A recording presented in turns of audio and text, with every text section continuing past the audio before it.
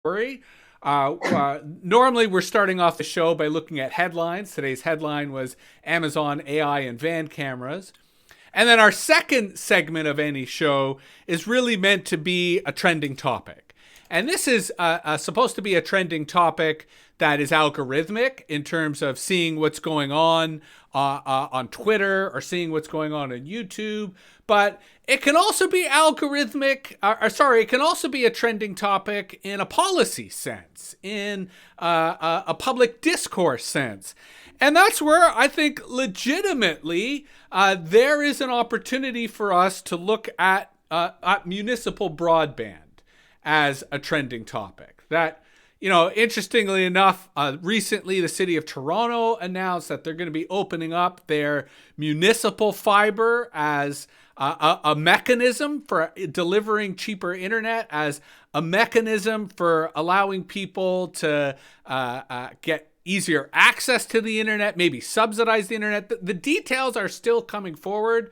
But MetaViews member Mike Gifford literally called us out on Twitter and said, does Ottawa have anything like this? Looking forward to MetaViews looking at this. So, quick shout out to our audience. If there is ever a subject that you want us to look into, tweet us out on Twitter and then we'll put you on the show. And that's a great way for us to focus on you and focus on the topic. But as folks who tuned in on Friday know, we're also really interested in tapping into our very deep network, which has really a lot of smart people who talk about interesting things on this subject. So that's where our very patient and generous friend Vasiliki Bednar has agreed to join us today. Partly, Vas, I thought it'd be great to bring you in because I think you come at this not so much from a technology perspective, but a public policy perspective. How do we really bring together all the parties in society, political, private, civil society, to make this happen, to really have, the digital divide and broadband solutions more accessible. So before we talk about the digital divide, why don't you fill us in a little bit on what the city of Toronto has done and why you think it's significant? Well, the city of Toronto has sort of said, okay, there's access issues, but also really severe affordability issues in the city when we do have the broadband or like fiber penetration in the city. So, since we can't seem to count on private corporations to improve access and kind of lower prices or make those exceptions, we're just going to deliberately build our own network to make sure that underserviced communities have accessible, reliable, affordable municipal broadband. And if you think back to conversations we used to have in the city of Toronto, do you remember when we were kind of obsessed with having wireless everywhere, right? Yeah. That just go anywhere in the city, and like we get a bit obsessed about I don't know if you remember, we still have a subway system, though you probably haven't been on one in a very long time. I know many people are still using it. We got a little obsessed with that too. Like you could what if you could use Wi-Fi and you could be commuting and it would help you, you'd be so productive and like the economy will just be booming. But now we're realizing that we've got to work backwards and kind of solve for those gaps, because what the pandemic has made all the more pronounced is we've lost those critical third spaces for now. Previously, if you didn't have internet at home, you go to the library, you could go to, maybe grab a coffee at McDonald's and kind of sit for a couple of hours and look for jobs online or message people about an apartment.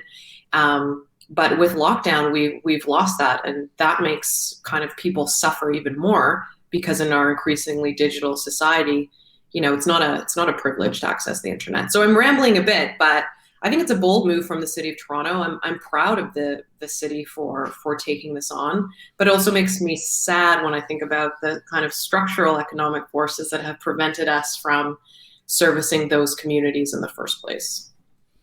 Well, and what I liked about the map, which I currently have now, is it kind of speaks to the current urban design problem in Toronto, in which all the affluent communities are kind of in the core, and it's the surrounding ring that is the underserved, which is where and so you can almost see, to your point, the overlap between transit and telecom. that as transit services start to be expanded across the city, they could be running fiber at the same time. And they could be not only addressing the disparities that exist around transportation, but the disparities that exist around bandwidth and around broadband. So it strikes me one of the positive developments here, even though we're just at the start of it, is it's an awareness. This is one of the first times I'm going to say awareness here actually seems to be positive, because you can encourage planners, you can encourage city staff to be always thinking, hey, we can bring fiber with that project. We can bring fiber with those utilities. Yeah, no, I love that. I mean, and then you also wonder why that hasn't happened yet, right? Like we haven't been able to be intentional with how we've built this. I use that word system, like our internet system, so loosely because it is something that's been cobbled together over time, right? We have so many different ways of getting broadband, which on the one hand is cool, but then is also creating, redundancies and kind of contributing to that patchwork. If internet's coming through your telephone line, your cable TV line, or then fiber, which can bundle all these things together. Fiber's the way to go. We should absolutely have planners and builders and architects thinking about the connectivity of the physical infrastructure, being complementary with digital infrastructure. So I like that you're pointing to that. How do we make that part of, schools, certification? How do we boost projects in the procurement process that add that layer and kind of have that thoughtfulness? I'm taking my policy lead from you on that, but I like where you're going with it. Well, and I think, Canada is unfortunately not at the forefront of this, but there are some really powerful examples. And, one that we wrote about last year was in Ammon, Idaho. And in Ammon, Idaho, they sort of not only took what the city of Toronto is currently talking about, but aggressively then ran fiber. I mean, granted, they're a much smaller community, so they don't have the same scale, but they've actually achieved where people can get gigabit internet, like faster internet than is currently available in Toronto for $10 a month. Amazing. Because the city subsidized that infrastructure and then allowed commercial companies to kind of go on top and resell. So you had the perfect storm of public subsidy and market competition that brought prices down to really incredible rates. Yeah, I think in the U.S. there's a federal partnership as well, specifically with cable companies around the $10 pricing that goes to any home that qualifies for a free lunch. So then, I mean, that's interesting too in terms of the opt-in and kind of complementing existing public resources. You're not creating more thresholds for people to go through.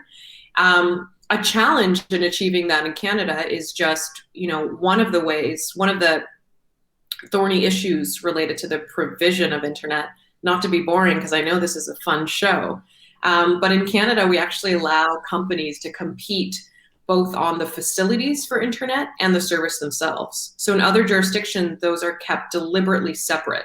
Australia is one of them, but that means that the large companies have the kind of primary ownership of literally like the wires, the tubes and the wires, and then they're also competing for the internet service on top of that, which leads to some, I'll say, craziness or kind of, spooky business practices down the line.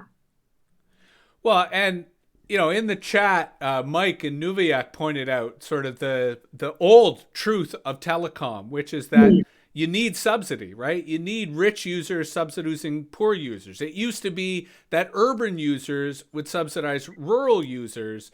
So here's how I want to shift from talking about municipal broadband to kind of growing the digital divide as a whole, because it strikes me that this is a multi-jurisdictional issue, that it can't just be solved at the municipal level. I mean, as a result of the pandemic, we're now seeing provinces and states, as well as federal governments, really start to prioritize the digital divide as not just a social issue, but an economic issue, because people are working from home, right? And small businesses are operating online. So I'm curious, both from your own perspective as a researcher, but also your very pointed perspective as an analyst, what you've seen in terms of some of the policies out there and maybe what you think is missing and sort of what you think as the public or as policy folks we should really be emphasizing on moving forward as this debate gets more visibility and gets more profile. Yeah, I mean, I've been fascinated that we have such a weak role for the private sector in Canada when it comes to solving our digital divide. You could make the case that our most valuable company, Shopify, would also have an interest in stimulating or pitching in funds to that broadband fund. It also seems like projects going forward under that fund are going to need letters of support from, again, it's a federal fund, but letters of support from like the state level government, so provincial and territorial. That seems like hyper intentional, right? In terms of the way we're planning and allocating those funds. In terms of what else I've seen, we also have to think about the device dimension and like the literacy dimensions that come with access. So we've talked about the digital divide in the two kind of dominant ways. It's most fundamentally understood in terms of the ability to access reliable broadband. Typically, that is more of a rural issue in Canada, and that makes sense. We're a huge country. We're not very dense. It's expensive to build those cables, and also it's the businesses don't necessarily earn their earn their money back on it. But there are other dimensions of the digital divide that government may be best suited to solving, and government may not be best suited to purely stimulating the kind of physical infrastructure that we just haven't gotten around to doing yet. Well, and ironically, I took a glass of water while you were getting a dry throat, so please, by means, do so. But I kind of feel the other piece that's missing here, which you sort of alluded to, is that local knowledge. Right? Yeah. Because the other challenge of Canada is diverse geography, right? Yeah. That different regions have different challenges and economic hurdles when it comes to running connectivity, because there are some parts of the country where low Earth orbit satellite would make sense, versus there are some parts of the country where having fiber but then wireless as the last hop to the home is also a rational approach. And that's why there needs to be both an empowerment of local decision makers, which I think you alluded to earlier in terms of like educating municipal staff and educating elected officials as to what their options are. But I think there's also a need for fostering local business. And even if those businesses, like, there were some stories around some of the small resellers who are linking up with Starlink, right, to do the local install in some remote communities.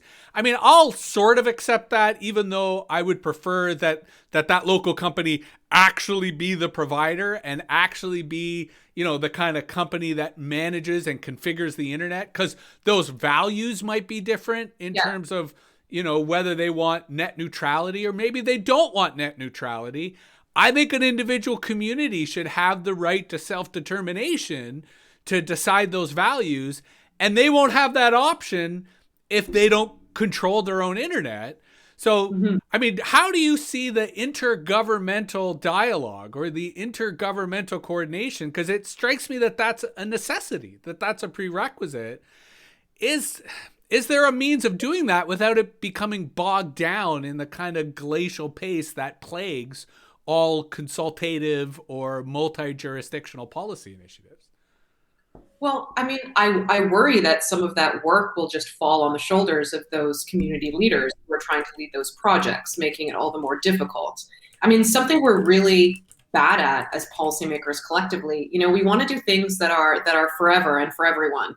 And we have trouble coming up with and facilitating good interim solutions, right? Like, you pointing to low orbit satellites. Could we not imagine a scenario where the federal government was investing in Canadian companies that already have low orbit satellites to improve regionality, like Kepler Communications, which is a great Canadian,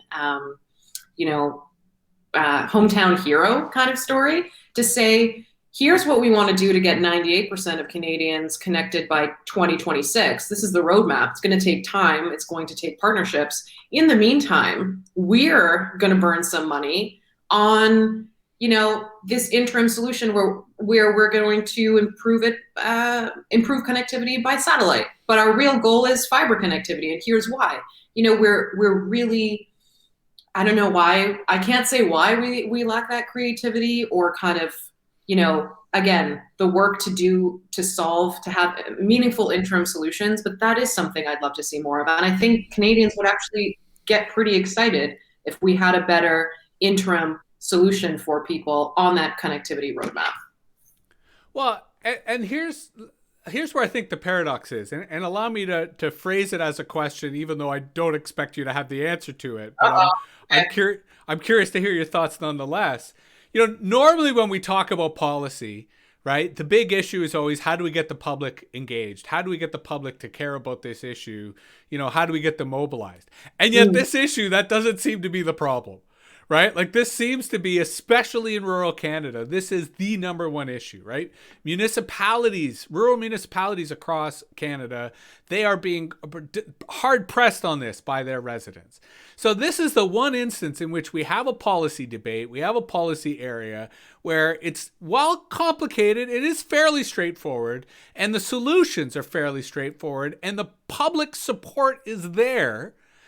And yet, why does it feel as if there still isn't the kind of public engagement or public participation that is necessary for this to get to, the point where it did? Like, for example, let me take a breath because my frustration is overwhelming me. You're mad. You're mad that why there's not enough public engagement. No, here's what it is. Engagement? I have to acknowledge I'm not upset about the public engagement because it's there. Okay. I'm upset about the policy maturity.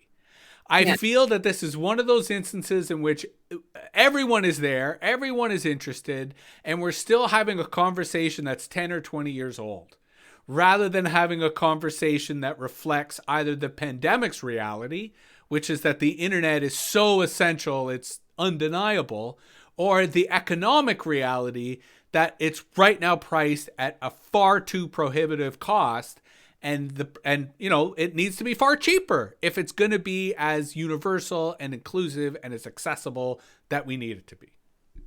So, maybe we could pick up on the economic side, because you're right. I think improving connectivity is a no-brainer, has tons of support. No one's saying it's not worth making those investments or that we shouldn't.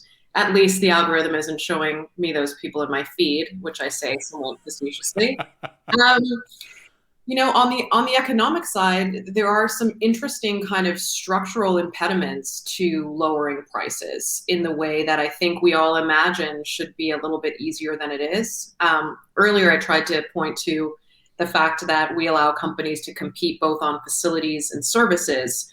A few years ago, I think it was 2016, the CRTC ruled that, big firms have to essentially lease out, rent out their space, share space on their lines, for lack of my better phrasing, because my understanding is so rudimentary.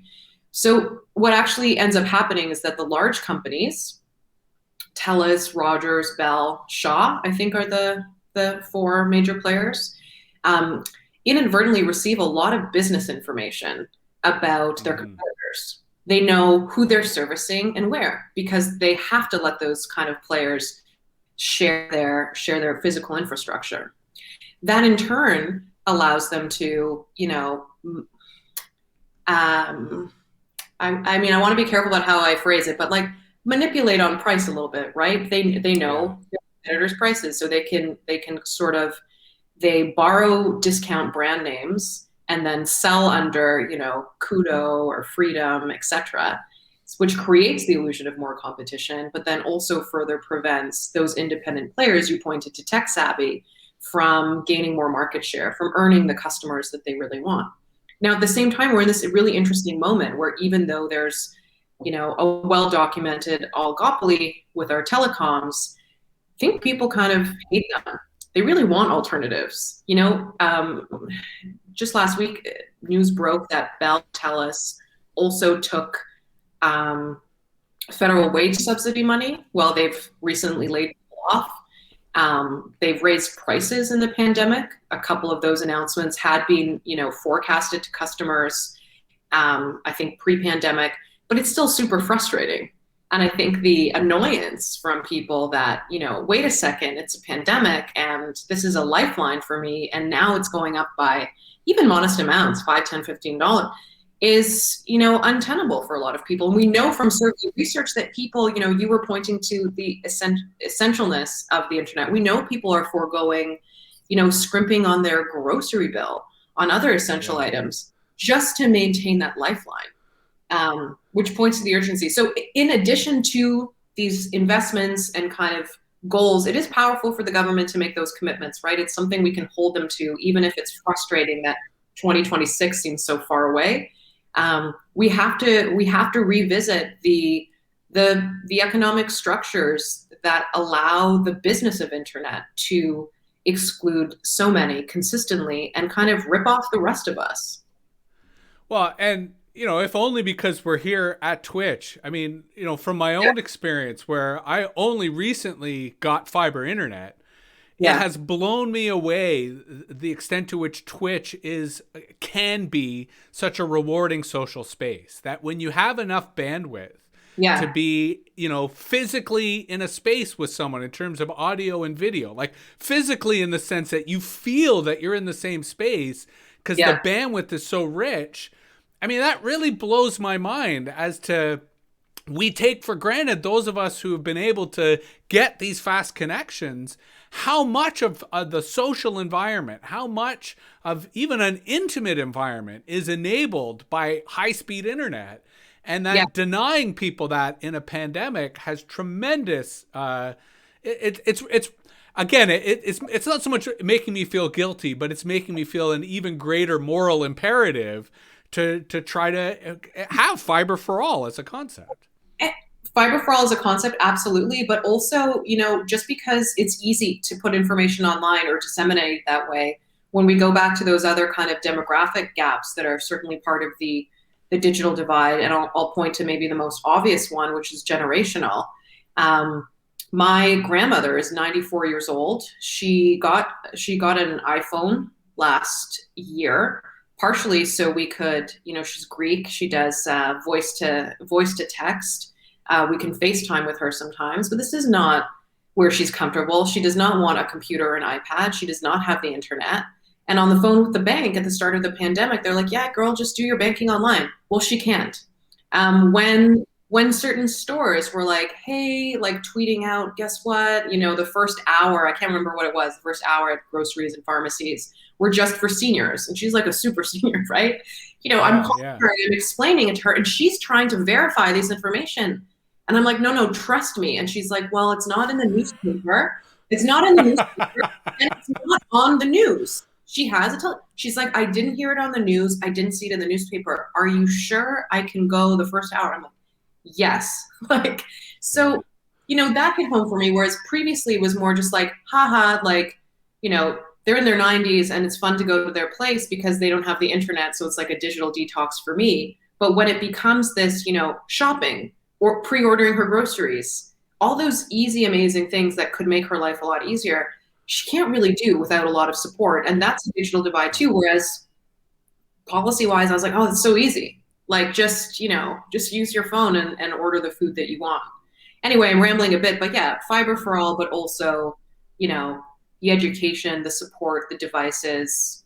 Well, and I think what you've also evoked is the inherent subjective experiences of it all. Yeah. That, those of us who have great access, we forget what it was like when we didn't. And it's hard for us to frame how frustrating that experience can be.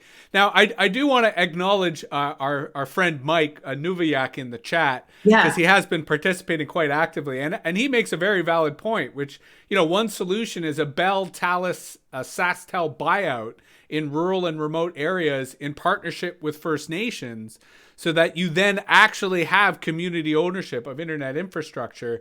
And Mike, we'll have you on the show to talk about that specifically, because I think that is a a valid policy response to this. And I will also promo our event tomorrow, where tomorrow's show is our weekly salon, where we're going to talk about space policy. And I think a relevant part of space policy is low Earth orbit satellite and satellite connectivity, and who should own that and why they should own that. So, tune in tomorrow for a continuation of that conversation.